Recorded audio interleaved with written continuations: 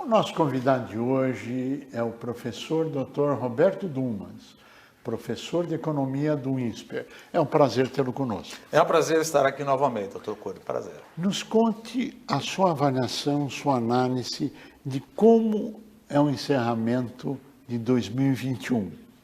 Veja, é importante nós começarmos desde o começo. Claro. Por que nós chegamos nessa situação? O que aconteceu em 2020 e 2021 que ficou bastante evidente? A pandemia nada mais foi do que um choque de demanda e oferta. Sim. Todo mundo parou. Aqueles que queriam comprar e quem queria produzir. Quando começamos a voltar na produção, a voltar e abrir o comércio, aquela demanda reprimida, ela foi com tudo em cima da oferta. Mas todo mundo ficou em casa, até os países asiáticos. Então aquela demanda reprimida não teve encontro de uma oferta que estava suprida. Sim. Então você teve no mundo inteiro, inclusive no Brasil também, uma inflação de oferta.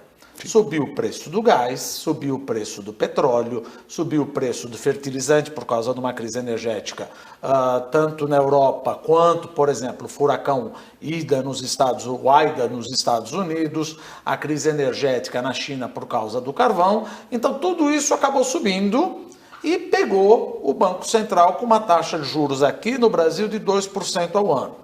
Pegou no contrapé, a inflação foi subindo, chegamos a quase a 11%. Ora, uma inflação de 11% come demais a renda do trabalhador. Então aí você começa a ver como é que nós estamos saindo em 2021. Com a renda do trabalhador menor, e sabe qual é o problema? Subiu justamente o preço que afeta muito mais as classes C, D e E, que tem uma propensão marginal a consumir. Você fala, pera um pouquinho. Eu não consumo gasolina? Claro que a gente consome, graças a Deus, classe B consome gasolina. Você não consome etanol? Você não consome comida? Sim, mas acontece que a classe AB também consumia um pouco de hotel, turismo, e esses preços caíram. E a classe C, D, E, como ela não consome isso, ela foi impactada muito mais do que a inflação que mostra 11%. Então a gente estima, quer dizer, a gente não, o IBGE já falou que as classes C, D e E tiveram uma inflação não de 10, 11, mas de 20%. E isso bate no consumo, que bate nas vendas ao varejo.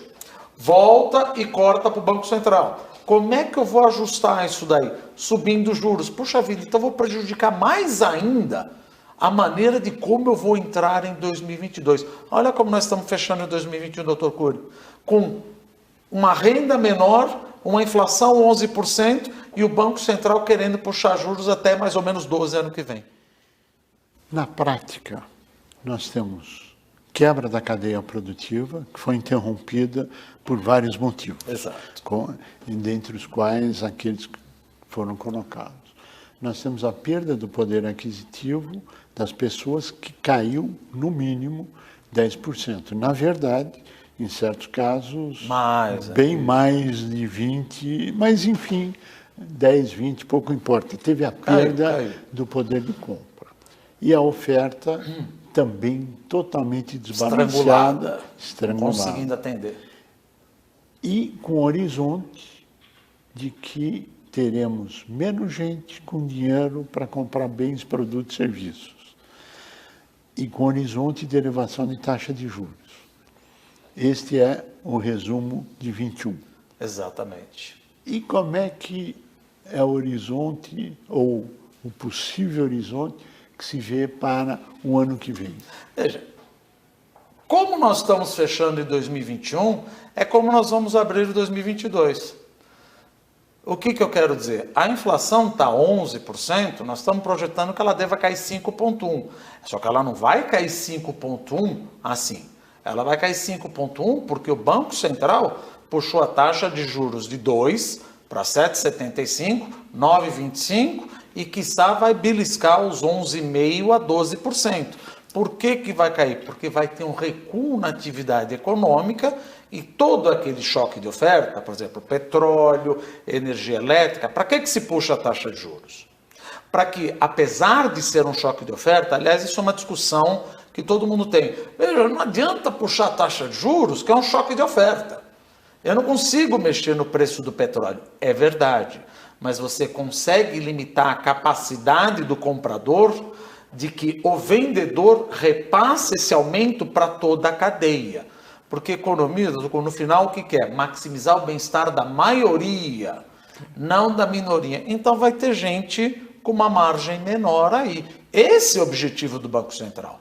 Controlar a inflação e que nós já estamos esperando, provavelmente, ele vai furar meta superior já em 2022. 2021 pode esquecer. Agora, o Banco Central já se pronunciou que em fevereiro haverá Já deve mais 1,5%. Provavelmente. Né? Quer dizer, foi oficialmente dito, pelas informações, que em fevereiro haverá um aumento de 1,5%, ou seja, hoje está em 10,25, já vai para mais 11,75, e aí deve dar uma parada, alguma coisa. Está 9,25 para 1,50, vai para 10,75, mas aí a questão de 0,25, as curvas de juros mostram que de 12 não passa. Bom, o quadro é de aprofundamento da crise, é isso? O quadro é de uma estagnação, recessão e inflação mais ou menos controlada. Então a gente vai falar um nome feio aqui, é estagflação. Para não dizer que vai ser uma recessão, que ainda está acontecendo, eu diria que no ano que vem o intervalo é cair meio ou subir meio. Eu estou mais propenso é que nós vamos cair de meio a 0,7.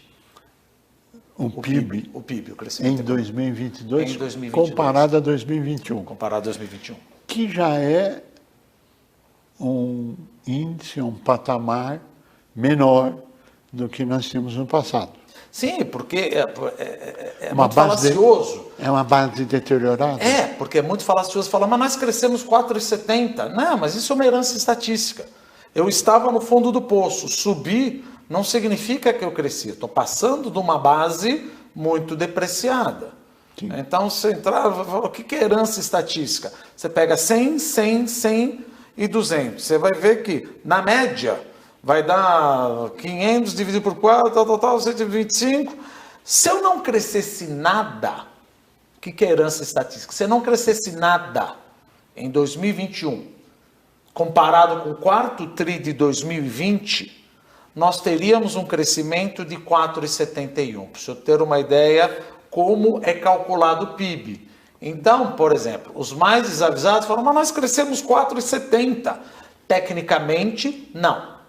Pela metodologia do IBGE, como se calcula PIB, sim. Só que, na realidade, o crescimento, baseado no quarto trimestre de 2020, vai ser zero, se crescermos 4,70. Quando se fala da crise que nós estamos vivendo, é uma oportunidade para investimento internacional ou, em função de ser um ano eleitoral, os recursos internacionais estarão aguardando oportunidades na sua avaliação? Eu sempre gosto de pensar, não como economista, assim como fico olhando de fora, eu gosto de olhar de dentro. Sim. Como é que é olhar de dentro? Veja, se eu fosse um investidor internacional, eu fico pensando, eu falo, quem vai ser o próximo presidente? Eu não sei. Então, eu tenho medo, como investidor, vamos pensar assim, de colocar 1 bi, 2 bi, se eu não sei como é que vai ser as regras do jogo daqui a pouco. Ah, mas pode ser que coloque chinês. Bom, mas o investimento chinês já tem uma outra pegada. O investimento chinês também está querendo muito mais, claro, trazer dinheiro para o Brasil, mas ele quer exercer o sharp power dele. Então, veja, o que acontece? Finanças, você tem risco. Isso a gente sabe administrar. O que a gente não sabe administrar é incerteza. Então, se eu fosse investidor, eu falo, dá para a gente ficar calmo e esperar 2023 para ver como é que vai ser o cenário? Porque eu não sei como vai ser o cenário. Então, chegar e investir num leilão aqui e ali, claro, pode acontecer, mas não vai ser vamos arrebentar de investir. Isso, nem falar de investidor internacional, falar de investidor doméstico. Sim. Aí eu fico pensando, por que eu vou construir uma hidrelétrica agora se eu não sei como é que vai ser o licenciamento daqui para frente, quem vai ser o próximo presidente? Isso me preocupa. Na sua avaliação, os precatórios, tudo que aconteceu com o precatório, já está precificado? É um calote, não é um calote?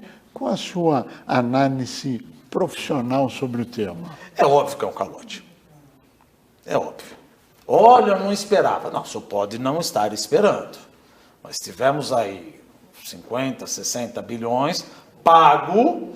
A justiça falou, você tem que pagar esse ano, não tem dinheiro, só que aí é uma falácia, porque isso já entrou na minha dívida pública, você pode não pagar. Mas isso é um calote. E aí você começa a colocar limites para o próximo ano de quanto você pode, e eu vou empurrando esses precatórios com a barriga. E aí o que acontece? Já está precificado. O que acontece com o risco fiscal? Porque muita gente, sabe, doutor Tocuro, o pessoal fala o seguinte, mas o Biden faz isso, não dá o calote, mas ele faz uma política fiscal expansionista. Por que o governo não pode gastar? Adoraríamos. Mas veja, quem acompanha a história, nós demos calote em 82, nós demos calote em 87, nós demos calote em 90 no Plano Collor, nós demos calote em 98 e demos calote e agora com a PEC dos precatórios, isso sem levar em consideração que de 1980 a 1994, eu sempre pergunto, as pessoas se equivocam, falam 1 milhão, 2 bilhões, mas o total de inflação de 1980 a 1994, que é um calote, foi de impressionantes 12 trilhões percentuais. Isso é calote, meu Deus. Isso é calote. Então, como é que eu vou considerar? É aquela coisa, você está pedindo dinheiro no banco, mas olha quantas vezes eu dei calote. Então, o que mais me receia é que no ano que vem, ao ver que a economia não vai crescer, talvez nós possamos entrar em mais gastança, que ainda não está precificado, furando mais ainda o teto de gasto. E aquela coisa, quem financia a dívida pública sou eu. É o senhor, é a população. Não existe esse negócio, Faria Lima. A pessoa fala, quem é o mercado? O mercado somos nós. Por quê? Nós somos os poupadores, o governo precisa de dinheiro, ele emite título público e fala, quem compra? Os bancos, sim, mas o banco compra, os fundos compram com o meu dinheiro. Então nós vamos pedir mais juro. Então o que acontece? O governo dá dinheiro de um lado, fazendo auxílio gás, auxílio emergencial, qualquer coisa, só que acaba tirando do outro que a taxa de juros fica mais alta. Você me dá o dinheiro, estou falando Brasil, você dá o dinheiro, eu pego esse dinheiro e reempresto para o governo. No final, é o efeito deslocamento, um economês chato. Não acaba adiantando muito. Você só piora a situação. Porque não, economia é a coisa mais simples do mundo, o problema é política. Chegamos ao final do nosso tempo, eu pediria as suas considerações finais. Pensando bem, porque no final das contas tudo é economia e tal, mas o que a gente poderia fazer como empresário? Olha, ano que vem é um ano desafiador. É um ano desafiador.